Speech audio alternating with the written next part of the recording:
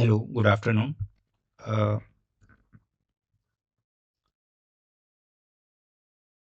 आज हम लोग एक्सपेरिमेंटल डिज़ाइन के बारे में पढ़ेंगे। अभी यूट्यूब पे लगातार एक सीरीज एक वीडियो की सीरीज आएगी जिसमें जितने भी एक्सपेरिमेंटल डिज़ाइंस हैं जो कि एग्रीकल्चर रिसर्च में यूज होते हैं उसके बारे में एक एक करके हम लोग स्टडी करेंगे। तो इसका जो सीक्वेंस होगा वो सबसे पहले हम लोग आज के लेक्चर में बेसिक अंडरस्टैंडिंग लेंगे कि एक्सपेरिमेंटल डिज़ाइन होते क्या हैं और उसके क्या यू कैन से कि प्रिंसिपल्स हैं। और सब्सिक्वेंट लेक्चर्स में हम लोग एक एक करके जितने भी एक्सपेरिमेंटल डिज़ाइन जो इम्पोर्टेंट हैं खासकर प्लांट ब्रीडिंग में और एग्रीकल्चर रिसर्च में उसको एक एक करके हम लोग डिटेल में स्टडी करेंगे। उसके लेआउट्स को, उसके नोवा एनालिसिस को, डाटा इंटरप्रिटेशन को, सब कुछ को। साथ साथ में जब सारे वीडियो लेक्चर खत्म हो जाएंगे सारे डिजाइन्स के, तो हम लोग एक वीडियो बनाएंगे कि जो सैंपल डाटा लेकर, जैसे मान लीजिए कोई भी डिजाइन है उसका सैंपल डाटा लेके उसका हम लोग आर सॉफ्टवेयर में उसके एनालिसिस को भी समझेंगे। सो ये तीनों पार्ट को हम लोग एक एक करके समझेंगे। ठीक है, तो चलिए स्टार्ट करते हैं आज का लेक्चर। ओके, तो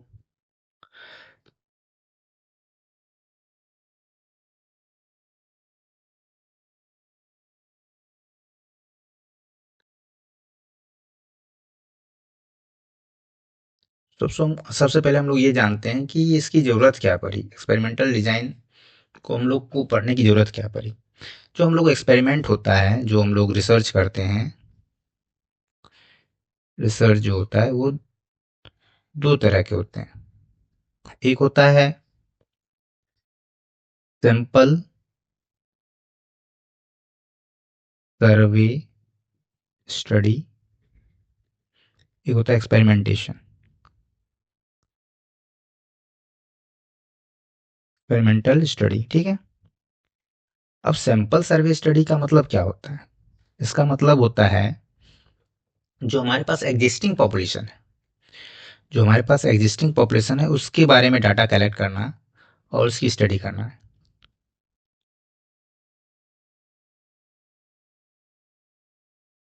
ठीक है,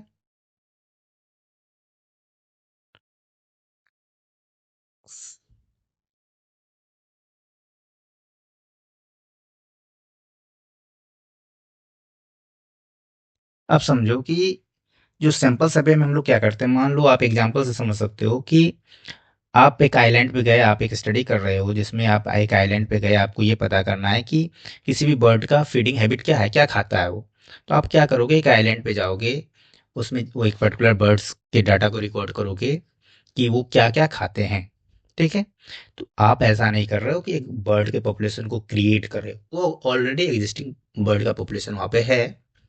आप जस्ट वहाँ जाके उसके जो डाटा को रिकॉर्ड कर रहे हो। लेकिन एक्सपेरिमेंटल स्टडी में ऐसा नहीं होता। एक्सपेरिमेंटल स्टडी में हम लोग क्या करते हैं, पॉपुलेशन को क्रिएट करते हैं,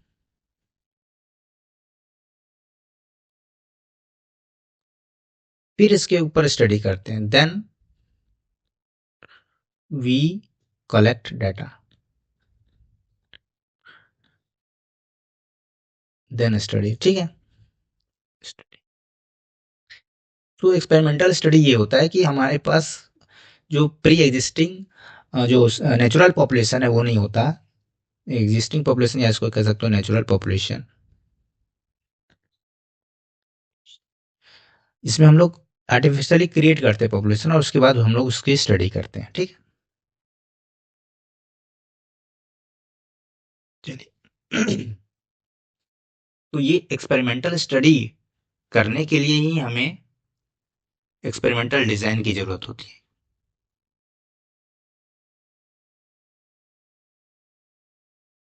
ठीक है, तो सवाल ये भी है, सबसे पहला सवाल कि एग्रीकल्चर में why we need to study experimental design in agriculture.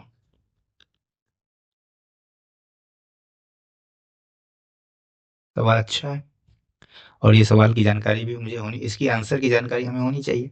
तो आप सब जानते हो कि हमें एग्रीकल्चर में, एज एग्रीकल्चरल साइंटिस्ट, रिसर्चर और फार्मर, यू कैन से, जो भी हो, आप स्टूडेंट हो, आपको बहुत सारे सवाल के जवाब देने होते हैं। जैसे मान लो फॉर एग्जांपल आपके पास 50 जीनोटाइप हैं या जर्म प्लाज्म है किसी भी क्रॉप के। आपको ये पता करना है कि in among 50 genotype and germplasm की कौन से जर्म प्लाज्म की यील्ड ज़्यादा है। टू फाइंड आउट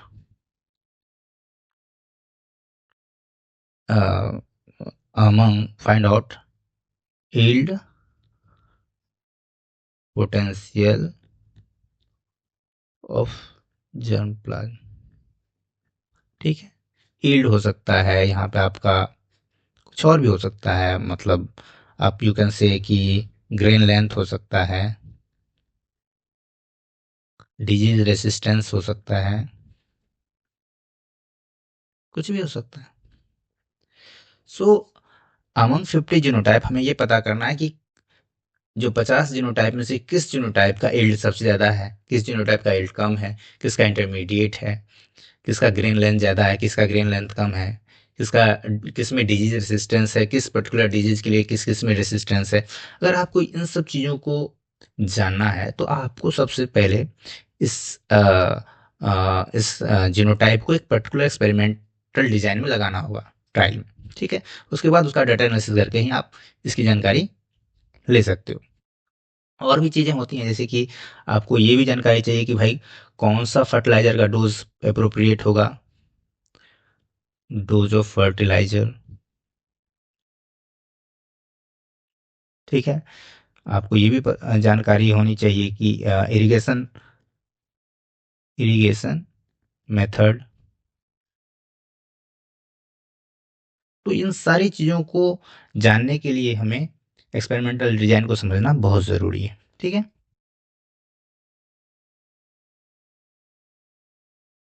ठीक।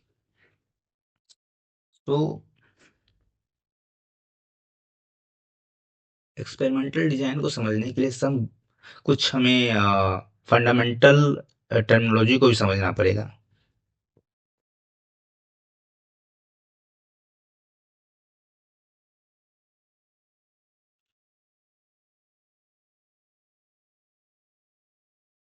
जैसे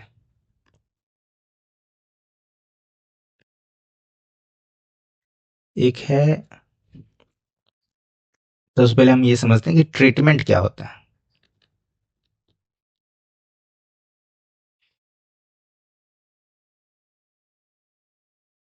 ट्रीटमेंट हम किसे कहते हैं, ठीक है। तो ट्रीटमेंट हम कहते हैं, जैसे इसका डेफिनेशन है, ऑब्जेक्ट ऑफ कंपैरिजन।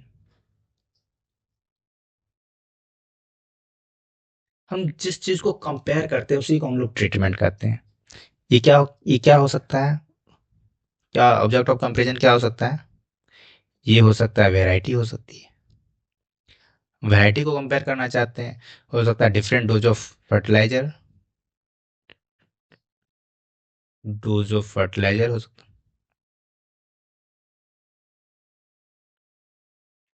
हो सकता है इरिगेशन मेथड हो सकता है,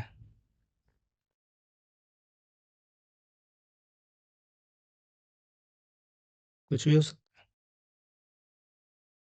तो जिस चीज को हम कंपेयर कर रहे हैं उसको हम लोग ट्रीटमेंट कहेंगे। ठीक है, दूसरा टर्मिनोलॉजी है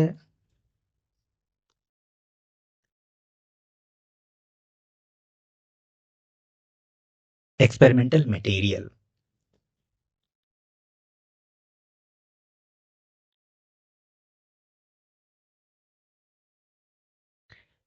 ठीक है, एक्सपेरिमेंटल मटेरियल क्या होता है। इन सारे टर्मिनोलॉजी को आप ध्यान से समझिए क्योंकि ये बहुत इंपॉर्टेंट है। फर्दर जब आप किसी भी एक्सपेरिमेंट को समझिएगा तो इन सारे टर्मिनोलॉजी का बार बार यूज होगा, तो इसको समझना बहुत ज़रूरी है। एक्सपेरिमेंटल मटेरियल का मतलब होता है मटेरियल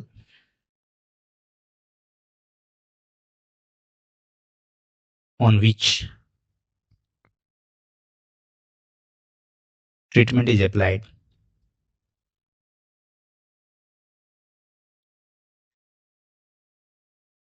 ठीक है, तो material on which treatment is applied का मतलब क्या हुआ? जैसे आप वैरायटी को कंपेयर करना चाहते हैं, तो वैरायटी क्या क्या होता है? प्लांट होते हैं। मान लीजिए 50 जो जीनोटाइप है वो आपके पास एक्सपेरिमेंटल मटेरियल हो गए। ठीक है, तो ये हो सकते हैं जीनोटाइप हो सकते हैं, यानी कि प्लांट हो सकते हैं, एनिमल हो सकते हैं, कुछ भी हो सकता है। एग्रीकल्चर में जनरली प्लांट होते हैं। ठीक है,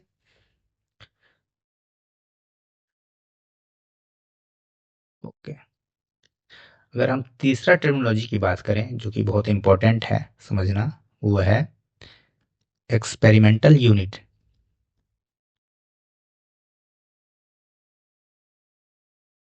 अब एक्सपेरिमेंटल यूनिट क्या होता है? एक्सपेरिमेंटल यूनिट को हम ऐसे भी समझ सकते हैं, the basic object on which the experiment is done. Okay,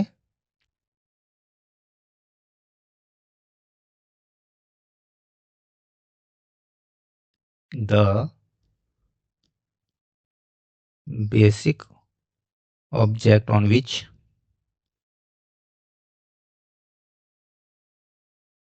experiment is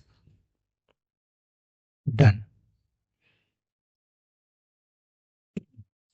आप इसको ऐसे भी कह सकते हैं कि स्मॉलेस्ट डिवीजन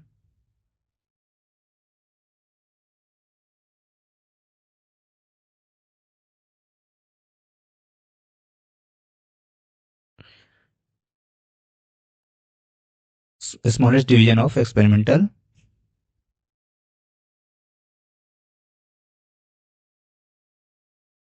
मटेरियल। ओके,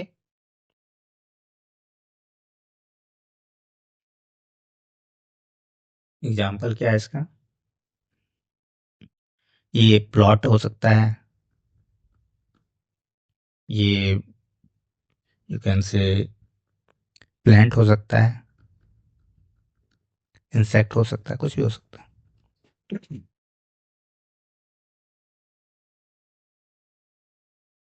आप इसको ऐसे समझ सकते हैं कि मान लो, एग्जाम्पल से समझिए इन तीनों चीजों को। 50 जीनोटाइप हैं,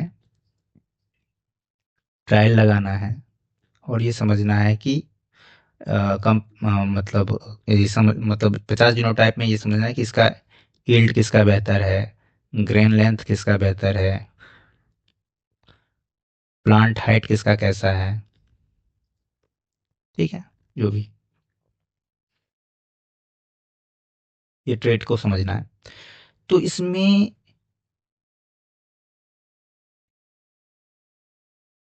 ट्रीटमेंट क्या हुआ? ट्रीटमेंट हुआ आपका वेराइटी या जीनोटाइप। जो 50 जीनोटाइप है ना वो हुआ। भाई 50 जीनोटाइप है, यही तो ऑब्जेक्ट ऑफ कंपैरिजन है, इसी को तो कंपेयर कर रहे हैं। अगर हम बात करते हैं इसमें एक्सपेरिमेंटल मटेरियल क्या हुआ? एक्सपेरिमेंटल हुआ प्लांट, जो भी डिफरेंट जो जीनोटाइप है वो यूज कर रहे हैं। वेराइटी एक टर्म है, प्लांट जो फिजिकली जो ऑब्जेक्ट यूज होता है वो प्लांट है। और एक्सपेरिमेंटल यूनिट इसमें हुआ, यू कैन से प्लॉट। मान लो आप इस प्लांट को लगाओगे कहाँ पर, इस एक्सपेरिमेंट को करोगे कहाँ पर? ये एक्सपेरिमेंट तो हो करोगे आप फील्ड में ही। मान लो इस ये फील्ड है, आपको अगर ये इवेलुएट करना है कि कौन सा जीनोटाइप किस किस ट्रेट के लिए बेहतर है, तब ये करोगे कहाँ पर? चलो वैरायटी के अमंग कंपेयर करेंगे, लेकिन करेंगे कहाँ पर? करेंगे तो भाई फील्ड पे ना, ये फील्ड है, इसी पे करोगे। फील्ड को हम लोग डिफरेंट डिफरेंट स्मॉलर यूनिट में डिवाइड कर देते हैं। ठीक है, और उसका जो स्मॉलर यूनिट का जो एक यूनिट होता है सबसे स्मॉलेस्ट, जिसमें हम लोग ट्रीटमेंट को लगाते हैं, इसी में ना प्लांट लगाएंगे। मान लो यहाँ पे प्लांट लगा रहे हो ऐसे करके, यहाँ प्लांट लगा रहे हो, यहाँ प्लांट लगा रहे हो, यहाँ। तो यहाँ पे जो प्लांट लगा रहे हो, ये जिसको कहते हैं हम लोग प्लॉट, इसी को हम लोग एक्सपेरिमेंटल यूनिट कहते हैं। समझे? प्लॉट फील्ड है, फील्ड के ऊपर लगा रहे हैं हम लोग है जीनोटाइप। अब उसका जो सबसे छोटा स्मॉलेस्ट यूनिट है, उसको हम लोग प्लॉट करते हैं, उसी को हम लोग एक्सपेरिमेंटल यूनिट करते हैं। तो एक फील्ड में बहुत सारे एक्सपेरिमेंटल यूनिट होते हैं। तो सिंपल समझो कि एक्सपेरिमेंटल मटेरियल क्या होता है। जो भी प्लांट का जो सीड है, जो भी है, वो एक्सपेरिमेंटल मटेरियल हुआ। अ, और एक्सपेरिमेंटल यूनिट क्या क्या हुआ, ये प्लॉट हुआ, और ट्रीटमेंट क्या हुआ, वेराइटी हुआ इस केस में। ठीक है। तो आई थिंक आपको ये बात समझ में आ गया होगा कि ट्रीटमेंट, एक्सपेरिमेंटल मटेरियल और एक्सपेरिमेंटल यूनिट में क्या अंतर है। ठीक। चलो, अब हम लोग समझते हैं जो एक बेसिक प्रिंसिपल है।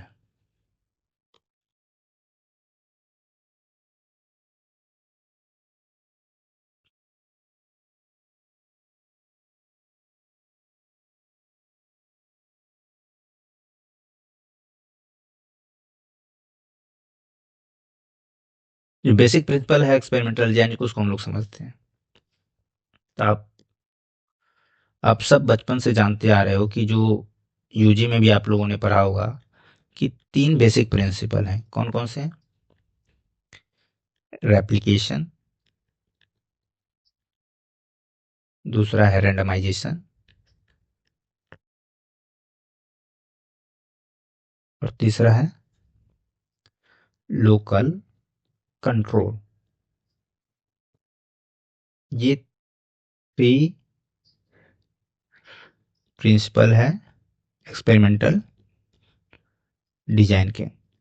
इसको हम लोग एक एक करके समझते हैं कि क्या इसका मतलब क्या है भाई। रेप्लिकेशन क्या होता है, रेंडमाइजेशन क्या होता है, लोकल कंट्रोल क्या होता है। ये तीनों प्रिंसिपल को समझे बिना आप किसी भी एक्सपेरिमेंटल डिजाइन को नहीं समझ सकते। ये तीनों कोर फंडामेंटल प्रिंसिपल है, जिसको समझना बहुत ज़रूरी है। तो इसको समझते हैं। चलिए, सबसे पहले हम लोग समझते हैं रेप्लिकेशन क्या होता है।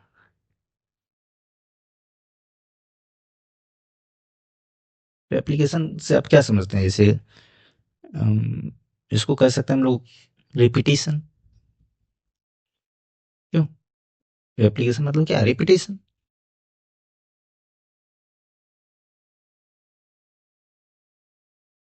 ठीक है। तो repetition of what? It is a repetition of same treatment over different experimental unit. अभी मैं समझाता हूँ इसका क्या मतलब हुआ।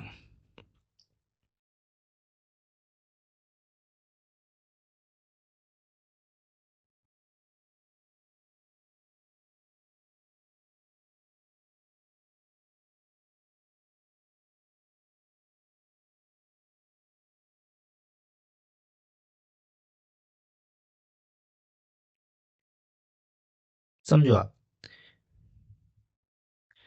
Repetition of same treatment over different experimental unit.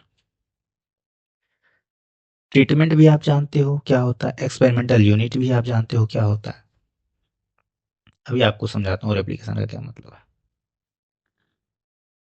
मान लो एक फील्ड है। फील्ड में हमने फील्ड को बहुत सारे एक्सपेरिमेंटल यूनिट में डिवाइड कर दिया, छोटे छोटे। ठीक है। ये एक एक्सपेरिमेंटल यूनिट, मैंने बताया कि ये सबसे छोटा जो प्लॉट होता है उसको एक्सपेरिमेंटल यूनिट कहते हैं। तो ये एक एक्सपेरिमेंटल यूनिट है। इसको हम इसमें हमने डिवाइड कर दिया। मान लो आई सपोज कि हमारे पास थ्री ट्रीटमेंट, तीन जीनोटाइप है, मान लो T1, T2 एंड T3। ठीक है। हमने इसको तीन बार लगाया, तीन ट्रीटमेंट को तीन बार लगाया, तो इसको कहेंगे थ्री रिपीटिशन टीशन। ठीक है। तो क्या हुआ, 3 इंटू 3 कितना होता है?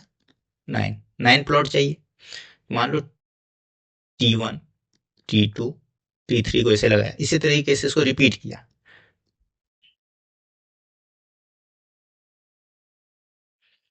मतलब T1 को तीन बार रिपीट किया है, एक बार, दो बार और तीन बार। ठीक है। उसी तरीके T2 को भी रिपीट किया, फिर T3 को भी रिपीट किया। तो इसी को रिपीटेशन कहते हैं। एक ही ट्रीटमेंट को, सेम ट्रीटमेंट को बार बार रिपीट करना, इसी को कहते हैं रिपीटेशन। इसी को रेप्लिकेशन भी कहते हैं। यहाँ यानी कि यहाँ पे T1 का, सॉरी, ट्रीटमेंट यहाँ लिख सकते हैं ऐसे, ट्रीटमेंट और रेप्लिकेशन। तो यहाँ T1 का कितना रेप्लिकेशन है? 3। T2 का कितना है? 3। T3 का कितना है? 3। T1, T2, T3 को 3 बार लगाए, इसी को रेप्लिकेशन कहते हैं। तो अब आपको समझ में आ गया होगा कि रेप्लिकेशन क्या होता है। आप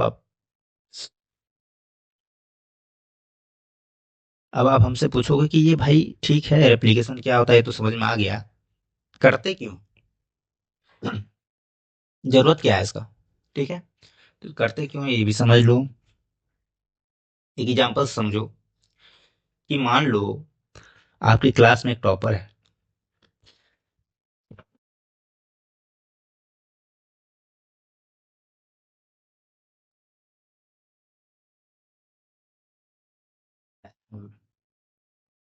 मान लो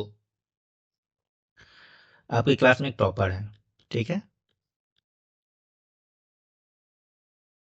ये टॉपर को आप कब टॉपर मानोगे? आप इस टॉपर को टॉपर तब मानोगे जब आप देखोगे कि भाई ये फर्स्ट सेमेस्टर में भी टॉप किया, सेकेंड सेमेस्टर में भी टॉप किया, थर्ड सेमेस्टर में भी टॉप किया। आप इसके रेगुलर परफॉर्मेंस को चेक करो कि भाई ये बाई चांस एक सेमेस्टर में टॉप कर गया, नहीं यार, ये तो बार बार टॉप कर रहा है, यानी कि ये अपने परफॉर्मेंस को रिपीट कर रहा है बार बार। ठीक है, तो आप कहोगे नहीं यार, ये तो यार वाकई में टॉपर है, क्योंकि ये बार बार अपने परफॉर्मेंस को रिपीट कर रहा है, तो ये बाई चांस टॉपर नहीं बना। ठीक है, उसी तरीके से रेप्लिकेशन का रिक्वायरमेंट इसलिए होता है क्योंकि हम ये जान सके कि भाई जो मान लीजिए ट्रीटमेंट T1 है, इसका मान लो यील्ड आया 20 kg, ठीक है। और हम जस्ट कहते हैं कि यार T1 का यील्ड तो 20 kg है, नहीं, अगर इसका T1 का हम जो तीनों बार लगाएं, 3 बार लगाएं, T1 T1 T1, और तीनों बार इसका यील्ड मान लो एक बार आया 20 kg, एक बार आया 18 kg, एक बार आया 22 kg। अब इसका मीन लो, 20 प्लस 18 प्लस 22 और बाई 3 करो, कितना आएगा? 30 10 40 60, 60/3। अब हम लोग कहेंगे कि 20 kg इसका यील्ड है। ये क्या दर्शाता है? ये दर्शाता है भाई कि ये मीन यील्ड है, मतलब कि हमने ट्रीटमेंट को बार बार रिपीट किया, और ट्रीटमेंट को जब बार बार रिपीट किया उसके बावजूद हमें यील्ड ये, उसके बाद हमें यील्ड ये मिला। मतलब एक ही ट्रीटमेंट के बार बार उसके परफॉर्मेंस को हम लोग चेक करते हैं। इससे हमें ना ये करना इसलिए जरूरी होता है ताकि हम एक्सपेरिमेंटल एरर को एस्टिमेट कर सकें। Estimate experimental error.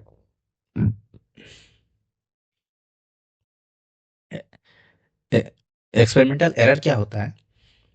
इसको हम लोग एक्सपेरिमेंटल एरर को कैसे ये रेप्लिकेशन के माध्यम से कैसे एस्टिमेट कर सकते हैं?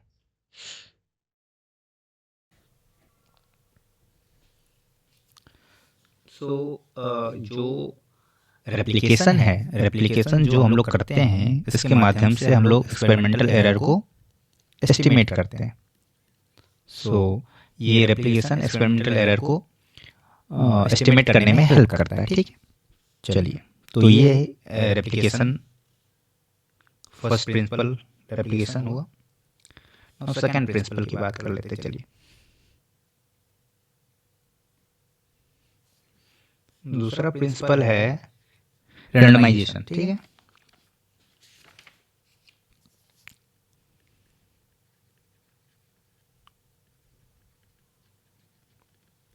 अब रैंडमाइजेशन क्या होता है इसको समझिए। अगर इसको आसान भाषा में समझना है आपको कि रैंडमाइजेशन क्या होता है, इसको ऐसे हम समझ सकते हैं allocation of treatment to experimental unit in a random वे।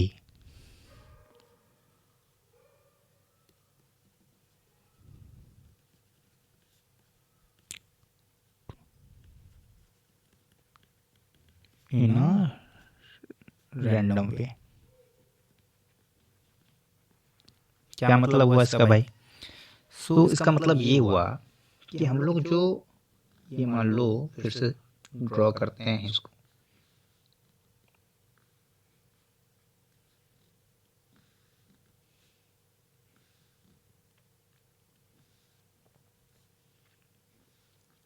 ये मान लो फील्ड है, प्लॉट है। हमने क्या किया था, T1 T2 T3 T1 T2 T3 T1 T2 T3। मान लो हम T1 का 3 रेप्लिकेशन लगा रहे हैं और तीनों रेप्लिकेशन हम इस तरीके से कर रहे हैं। मान लो एक पहला केस मान लो ऐसा है, केस फर्स्ट ऐसा है। तो क्या T1 जो है ये, इसकी प्रोबेबिलिटी क्या है कि ये किसी भी इस एक्सपेरिमेंटल यूनिट में जा सके? ये रेंडमली एलोकेटेड है? नहीं। यहाँ पर आपको दिख रहा है कि नहीं? ये आप देख सकते हैं, ये सिर्फ और सिर्फ ये फर्स्ट वाले में ही आ रहा है, सेकंड वाले में नहीं आ रहा या थर्ड वाले में नहीं आ रहा। सो ऐसे जब हम लोग ट्रीटमेंट का एलोकेशन करते हैं तो ये रेंडम नहीं है। जो केस फर्स्ट है वो रेंडम एलोकेशन नहीं है ट्रीटमेंट का।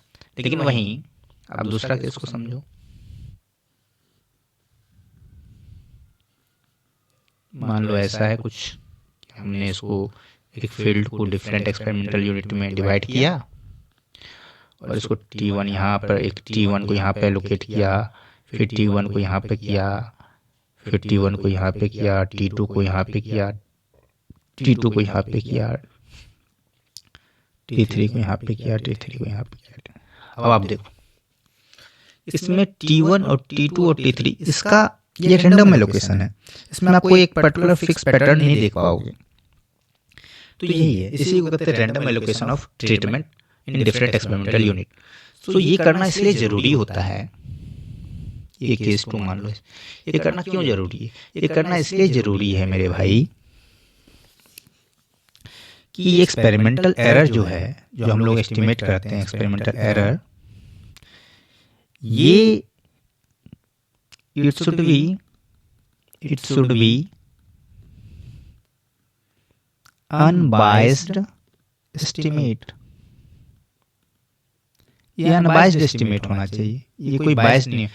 ये देखिए इसमें बायसनेस है, जो हम ट्रीटमेंट कैलकुलेशन कर रहे हैं उसमें बायसनेस है, लेकिन केस 2 में कोई बायसनेस नहीं। हर एक ट्रीटमेंट की इक्वल प्रोबेबिलिटी है किसी भी एक्सपेरिमेंटल यूनिट में एलोकेट होने की। तो इसको हम लोग लिख भी लेते हैं, इसको हम लोग यहाँ लिख भी सकते हैं ऐसे,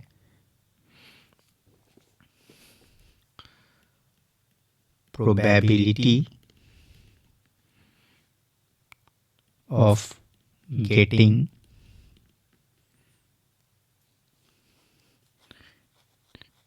for T1 treatment in each experimental unit should be same।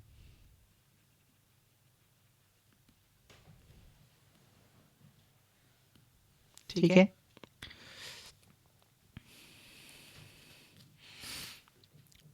तो ये हुआ रैंडमाइजेशन। रैंडमाइजेशन क्यों जरूरी है? ताकि जो हम एक्सपेरिमेंटल एरर है उसका अनबायस्ड एस्टिमेट कर सके, इसमें कोई बायसनेस ना हो।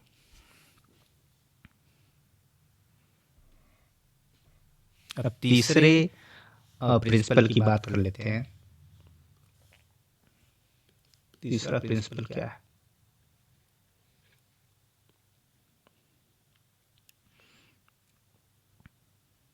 वह लोकल कंट्रोल।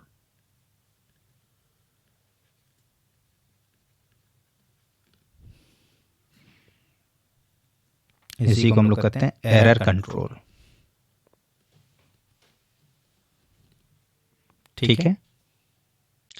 हमने अभी तक रेप्लिकेशन और रैंडमाइजेशन के बारे में जाना कि रेप्लिकेशन और रैंडमाइजेशन जो ये दो प्रिंसिपल हैं एक्सपेरिमेंटल डिजाइन के, वो कैसे वर्क करते हैं, उसका क्या मतलब होता है।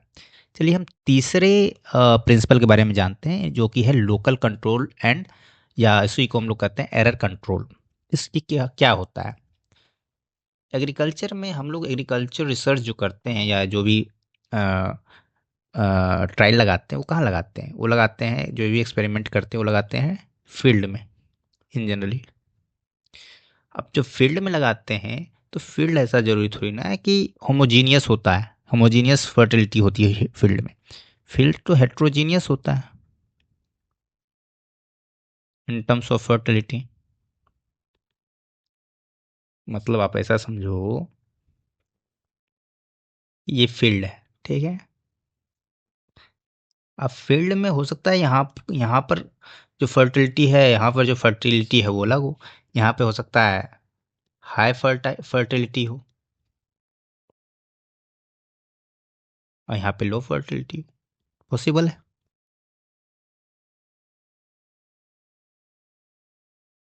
अब सोचो, अगर ऐसा होगा, मान लो आपने एक वैरायटी लगाई, आपने एक, मान लो एक ट्रायल लगाया, प्लांट, एक प्लांट है, दूसरा प्लांट ये है, इसमें आपने एक फर्टिलाइजर एक्स दिया, ट्रीटमेंट जो फर्टिलाइजर ट्रीटमेंट है एक्स दिया, इसमें भी एक्स दिया, बाकी सारे सिचुएशन, सारे चीज़ों को सेम रखा, यानी कि सेम पानी दिया और सारी चीज़ें सेम दिया, बस एक्स जो फर्टिलाइजर एक्स है वो दोनों में दिया। अब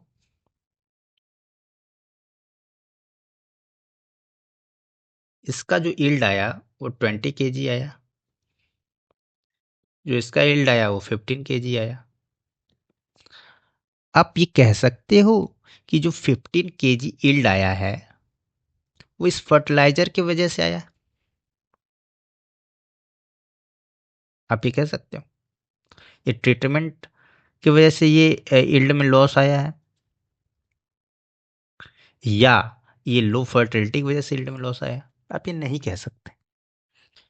हो सकता है फर्टिलाइजर की वजह से भी कुछ लॉस हो, और यहाँ फर्टिलिटी ऑलरेडी कम है इसकी वजह से भी लॉस हो सकता है यहाँ पर जो 20 kg आया है वो फर्टिलाइजर देने की वजह से भी हो, और ये हाई, यहाँ पर ऑलरेडी हाई फर्टिलिटी है, इसके वजह से भी हो। तो आप इन दोनों चीज़ों को सेपरेट नहीं कर सकते, समझे। तो यहाँ पर जो ट्रीटमेंट का जो वो इफेक्ट है वो समझ में नहीं आता कि जो ट्रीटमेंट जो हमने फर्टिलाइजर दिया उसका इफेक्ट यहाँ दिख रहा है, या इसके जो इनबिल्ड जो फर्टिलिटी ग्रेडियंट है फील्ड का, उसके वजह से जो हमारे पास प्लांट में यील्ड में जो वेरिएशन है वो दिख रहा है। तो वेरिएशन को हम लोग इसमें पार्टीशन करना मुश्किल हो जाता है, तो ये प्रॉब्लम आता है। तो इसी को सॉल्व करने के लिए हम लोग करते हैं ब्लॉकिंग। क्या होता है समझिए। मान लीजिए ये हेट्रोजीनियस जीनियस फील्ड है, इसको हम कन्वर्ट कर दिए होमोजीनियस ब्लॉक्स में। इसी को तो हम लोग कहते हैं लोकल कंट्रोल। ये कैसे करेंगे समझिए। मान लीजिए ये फील्ड है,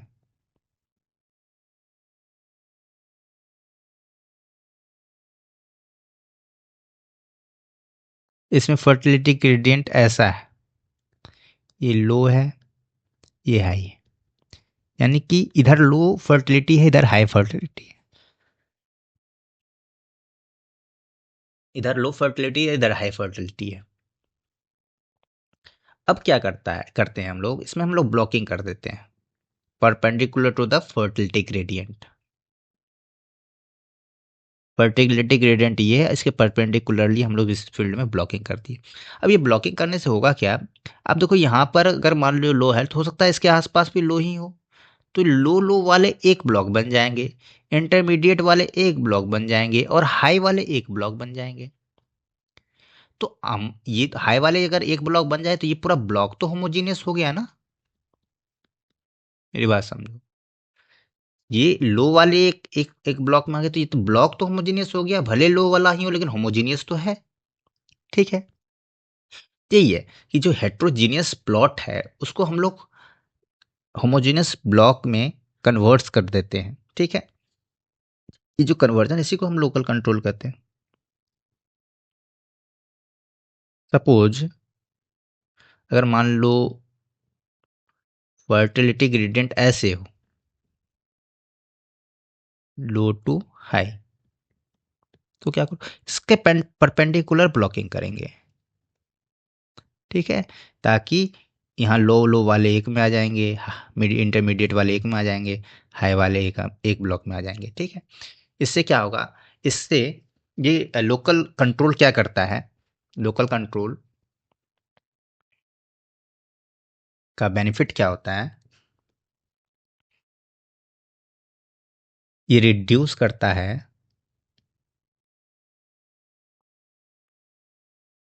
रिड्यूस द एक्सपेरिमेंटल एरर, ठीक है। अगर ब्लॉकिंग को भी हम यूज करें तो ये एक्सपेरिमेंटल एरर को रिड्यूस करने में हेल्प करता है लोकल कंट्रोल, ठीक है। इंक्रीज करता है एफिशिएंसी।